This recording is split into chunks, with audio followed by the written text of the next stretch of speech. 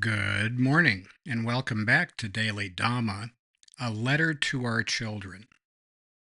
Today is June 24th, and our reading is lust. He gave the word to slay and slew the little childer. And that's from a traditional carol.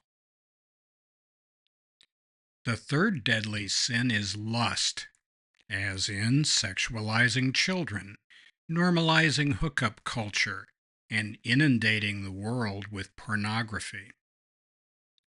It's hard to say when on-demand sexual gratification of the frequency, twist, and style one desires became humdrum, but 1968 is a pretty good guess.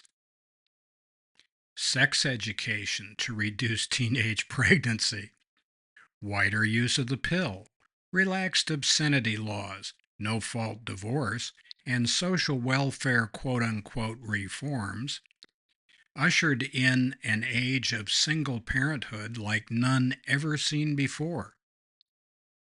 It was hailed as a great leap forward for women, but we'd argue it freed men to be less responsible.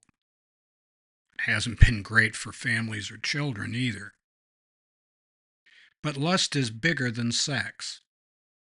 Uncontrolled or illicit desires and appetites are rampant far beyond the bedroom. Lust for money, power, and blood have always been with us. Nailing society is just the newest version of a hideous ancient craving for more of everything.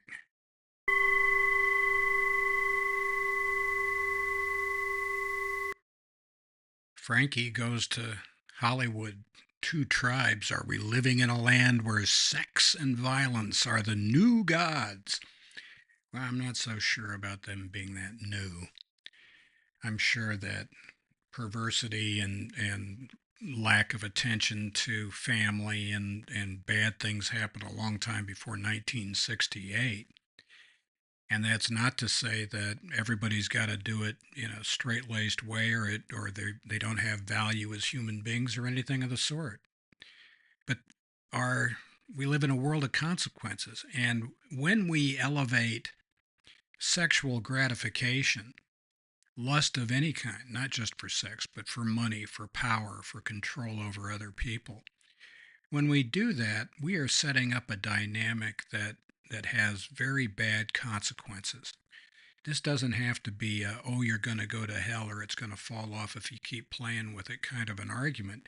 It's just a matter of reality that when we are obsessed with stuff, it's never enough, and we just always overdo it. That's what an obsession is, and we have a hideous ancient craving for more of everything that we don't really need to tickle and excite. And yet, our education, our media, our entertainment, our society glorifies this stuff. And boy, we're not down with it. One of the 5 precepts of Buddhism for the Buddhist laity is to refrain from sexual misconduct. And they don't get into great detail about that, but they frown on profligacy. How about people just kind of chill? Just a quick reminder that the 19th, 20th, 24th, and 25th episodes can be found in the playlist Daily Dhamma, Deadly Sins, Precepts, and Their Opposites, in which we talk about the 5 precepts, the 7 deadly sins. We do our version of the Scout Law, and we talk about other steps people can take that will make their lives more useful to our fellows. We encourage you to take a look at those.